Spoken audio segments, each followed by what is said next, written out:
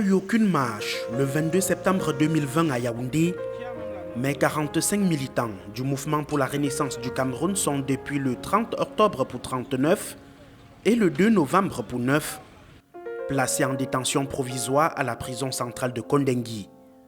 Motif, rébellion, révolution, attroupement aggravé et défaut de carte nationale d'identité. Le défaut de CNI concerne principalement M. Molel, un des justiciables, qui s'est malheureusement retrouvé en train d'être inculpé parce qu'il n'avait pas lors de son arrestation une carte nationale d'identité en sa possession. Du coup, il a été embarqué par les éléments du central numéro 1 et envoyé en détention, privé de liberté pendant un mois pour finir à se retrouver au tribunal militaire. L'existence de sa carte ayant été prouvée, ce dernier comparaît désormais libre comme deux autres. Parmi les 45 mis en détention figurent malheureusement 2 dont nul ne savait jusque-là où ils se trouvaient.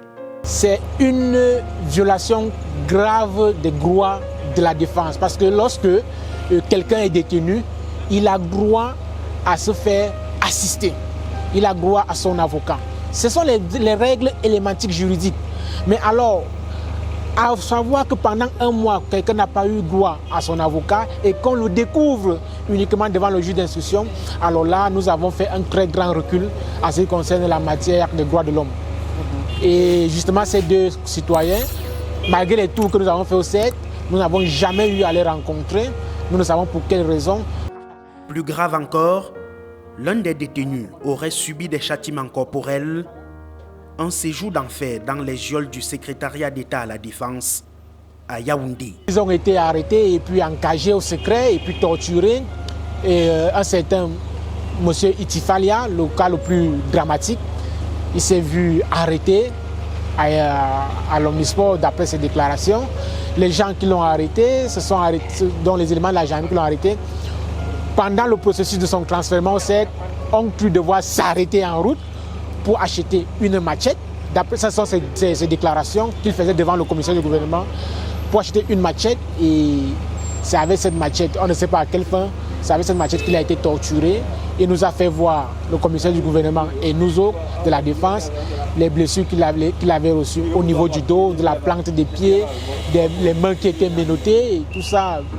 Des traces vraiment qui sont restées indélébiles. Et vous imaginez le traumatisme que ce concitoyen a subi et qui restera vraiment gravé dans son esprit. C'est regrettable pour les droits de l'homme.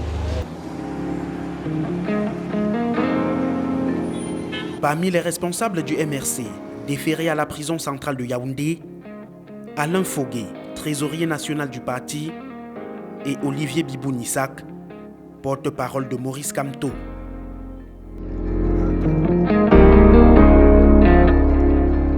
Autre curiosité, l'acte d'inculpation du juge d'instruction du tribunal militaire Joël Albert Bias mentionne que tous ont été interpellés le 22 septembre.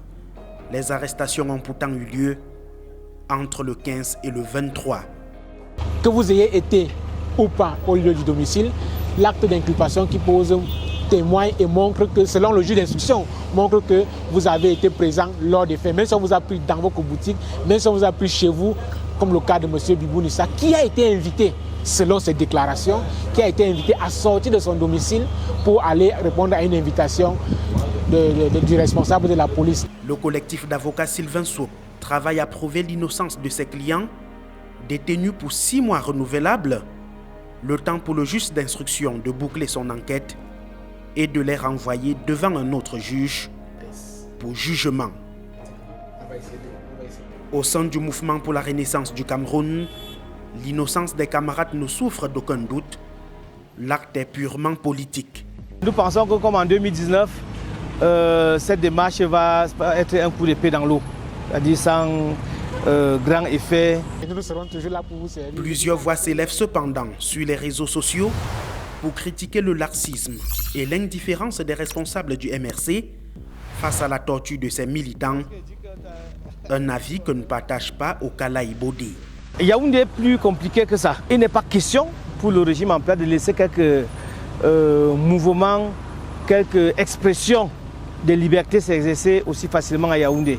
C'est pourquoi la répression est plus rude à Yaoundé qu'ailleurs. Comme sur une roche, nous tapons et nous finirons par trouver le moyen d'exprimer comme les gens le veulent ou de manière suffisamment expressive notre ras-le-bol sur cette situation qui prévaut dans notre pays et notamment à Yaoundé.